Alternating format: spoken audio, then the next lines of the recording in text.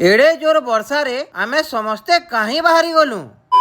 सखालू उठी करी देखली जे राती भर वर्षा ही करी वेदर टा पूरा बढ़िया ही श्रियान लगी ब्रेकफास्ट रे बनीतिला चोकेल आ मोल लगी हेतिला परोठा और आलू तरकारी। वर्षार लगी आज घर काम भी बंद थिला तो आमे समस्ते रेडी ही करी बाहरी गलु गुटे मैरिज पार्टी अटेंड करवार लगी। अच्छा आमे बाहरलू की एते जोर वर्षा हला जे श्रियान ए दुकान के एकला जेगरी गिफ्ट धरी करी आसला। फिर आमे पोले गलु पार्टी रो वेन्यू की आ सेनो गिफ्ट देई करी आमे फिर आसी गलु खाबार लगी। खाना पीना सारी करी आमे घर के आसलु आ संध्या रे मेटा बाहरी गली मार्केट। आज मैं आनीतिली चिकन आ एटा हमर चिकन करी रेडी ही गलानो। आ आज डिनर रे हेतिला एग फ्राइड राइस आ तार संग हेतिला चिकन करी। शोभनजीत सभ्य आज हमर स्पेशल गेस्ट थिले तो आमे समस्ते बसी करी खाना पीना करी साला परे आमे फिर कोल्ड ड्रिंक्स रो टिके मजा नेलु। हाय हाय आजर रे ब्लॉग टा आपण मन को जदी भल लागितिबा तो फॉलो टे करबाटा ना भूलबे।